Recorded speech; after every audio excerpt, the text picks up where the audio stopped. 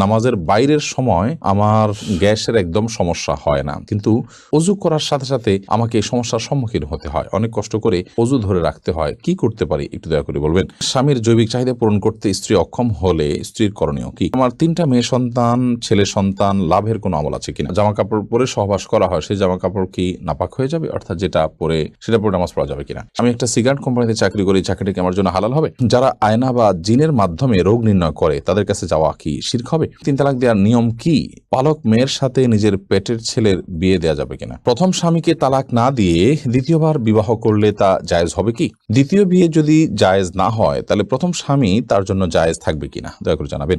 আমার এক বন্ধু সিগারেট খায়, সে বলে অজু করে সিগারেট খেলে অজু ভাঙে না, তার এ দাবি কি সঠিক? মোহাম্মদ, আপনি লিখেছেন আমি একটা সিগারেট কোম্পানিতে চাকরি করি, চাকরিটা কি আমার জন্য হালাল হবে? সিগারেট কোম্পানিতে চাকরি করা মানে হলো আপনি সিগারেট উৎপাদনে কোনো না কোনোভাবে হেল্প করছেন, সহযোগিতা করছেন। আর আল্লাহ তাআলা বলেছেন ওয়ালা তাআওয়ানু আলাল ইসমি ওয়াল উদওয়ান, পাপের কাজে, সীমালঙ্ঘনের কাজে তোমরা একে অন্যের সহযোগিতা করো না। বিধায় আপনার জন্য এটি জায়েজ হবে না আপনি সিগারেট কোম্পানিতে চাকরি করবেন, কারণ এটি রীতিমতো সে একটা হারাম প্রোডাকশন তৈরি করছে, সেখানে সহযোগিতা করা শামিল। রাকিবুল ইসলাম, আপনি লিখেছেন যারা আয়না বা জিনের মাধ্যমে রোগ নির্ণয় করে তাদের কাছে যাওয়া কি শিরক হবে? খুব জটিল একটা জায়গা আসলে। জিনের আশ্রয় নেওয়াকে অনেক উলামা ইকরাম নাজায়েজ বলেছেন, এবং সেটাতে আয়না ইত্যাদি ব্যবহার করা, এগুলো করে করে দেখা, এটাকে অনেক উলামা ইকরাম নাজায়েজ বলেছেন। মূলত বিভিন্ন আলামত থেকে আপনার ব্ল্যাক ম্যাজিক বা জিনের উপদ্রব এটি চিহ্নিত করে এরপর কোরআন কারীমের আয়াত, দোয়া ইত্যাদির মাধ্যমে, আজকার ইত্যাদির মাধ্যমে শেফা বা আরোগ্য লাভের বা ট্রিটমেন্টের আপনি উদ্যোগ গ্রহণ করবেন। সেটি হলো মূলত শরিয়া সম্মত পদ্ধতি। মোহাম্মদ রাসেল এর থেকে আপনি লিখেছেন পালক মেয়ের সাথে নিজের পেটের ছেলের বিয়ে দেওয়া যাবে কিনা? হ্যাঁ, দেওয়া যাবে। যেহেতু পালক মেয়ে সে আপনার আসল মেয়ে না, অতএব তাকে আপনি পেটের ছেলের সাথে বিয়ে দিতে পারেন। হ্যাঁ, যদি আপনার পালক মেয়েটা আপনার দুধ সন্তান হয় বা দুধ সম্পর্কিত আত্মীয় হয়, যার সাথে বিয়ে বন্ধন আবদ্ধ, হারাম, দুধের কারণে যে সম্পর্ক হয় সেটি যদি এই পর্যায়ে চলে যায়, ধরুন আপনি এই ছেলের বোনের দুধ আপনি পান করেছেন, তাহলে তো সে আপনার দুধ ভাই, যার কারণে তাকে আপনি বিয়ে করা জায়েজ হবে না। তো এরকম কিছু যদি না হয়, জাস্ট পালক মেয়ে, তাকে আপনি লালন পালন করেছেন, আপনার দুধ পান করেনি সে, তাহলে সেক্ষেত্রে, বা এই ছেলের সাথে আপনার যে ছেলে হয়েছে তার সাথে তার দুধের কোনো সম্পর্ক নেই সরাসরি, তাহলে সেক্ষেত্রে তার সাথে বিয়ে দিতে কোনো অসুবিধা নেই। আব্দুর রহিম, আপনি লিখেছেন 3 তালাক দেওয়ার নিয়ম কি?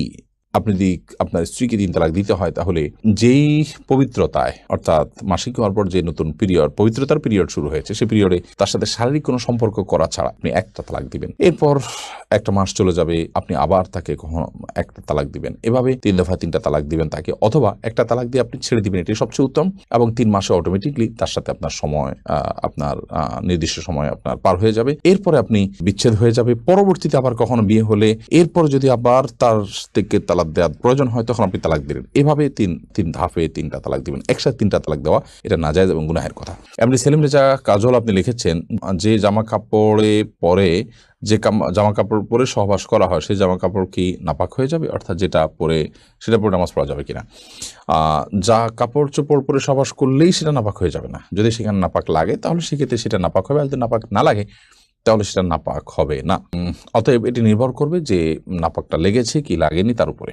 রোবাই আমিন মৌরি, এই আইডি থেকে আপনি লিখেছেন প্রথম স্বামীকে তালাক না দিয়ে দ্বিতীয়বার বিবাহ করলে তা জায়েজ হবে কি?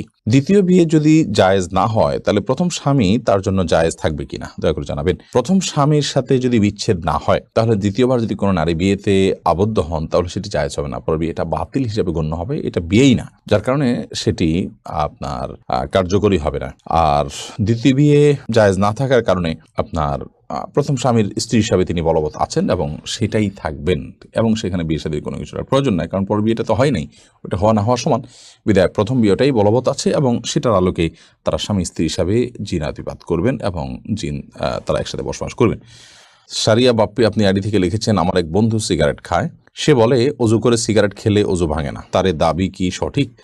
দেখুন, অজু করে সিগারেট পান করলে, ধূমপান করলে অজু ভাঙে না, এটা তো মোটা দাগে ঠিক আছে যে অজু করেছেন, আপনি অজু করার পর ধূমপান করেছেন, তাহলে সেক্ষেত্রে আপনার অজু ভাঙবে না। কিন্তু আপনার মনে রাখা উচিত যে আপনি যদি ধূমপান করেন তাহলে সেক্ষেত্রে অজু ভাঙার চেয়ে বড় কিছু আপনার ভেঙে যাবে। অজু ভাঙাটা তো গুনাহের ব্যাপার না, অজু ভাঙাতে কোনো গুনাহ হয় না, অজু ভাঙা তো একটা স্বাভাবিক প্রক্রিয়া, কারোর পেশাব মলমূত্র ত্যাগের কারণে তিনি অজু ভঙ্গ হয়ে গেছে, এর কারণে কোনো গুনাহ হবে না, তিনি আবার অজু করে ফেলবেন। কিন্তু আপনি যখন ধূমপান করবেন তখন আপনার তাকওয়া ভেঙে যাবে, আপনার গুনাহ হবে, যার কারণে সেটার কারণে আপনার শাস্তির মুখোমুখি হবে। অজু ভাঙার কারণে তো শাস্তির মুখোমুখি হতে হবে না, বিধায় ধূমপান করলে ওযু ভাঙবে না, এটা ঠিক, কিন্তু তার চেয়ে বড় কিছু ভেঙে যাবে, অর্থাৎ আপনার নেক আমল ভেঙে যাবে। বিধায় একজন ইমানদার সেটিকে ঠুনকো ভাবে দেখার কোনো কারণ নেই। ওযু ভাঙবে না বলে এটাকে ঠুনকো ভাবে না দেখে বরং এটার আরো যে ভয়াবহ দিক আছে সেটা আমাদের খেয়াল রাখা উচিত। তবে হ্যাঁ, এটা ঠিক যে ধূমপান করার পর মুখে যে দুর্গন্ধ হয়, আপনি সালাত আদায় করার জন্য সেই দুর্গন্ধ দূর করে তারপরে আপনি মসজিদে যাবেন এবং সালাত আদায় করবেন, যাতে করে ফেরেশতাদের কষ্টের কারণ না হয়, সেটি খেয়াল করতে হবে।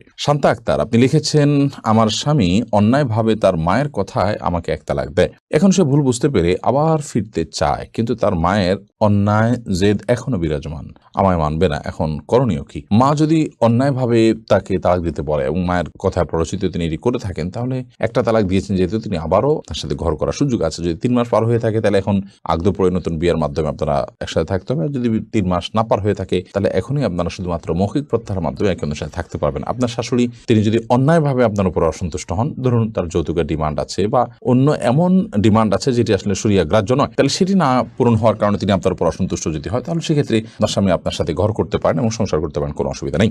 এরপরে সাবিহা জাহান লিখেছেন, স্বামীর জৈবিক চাহিদা পূরণ করতে স্ত্রী অক্ষম হলে স্ত্রীর করণীয় কি?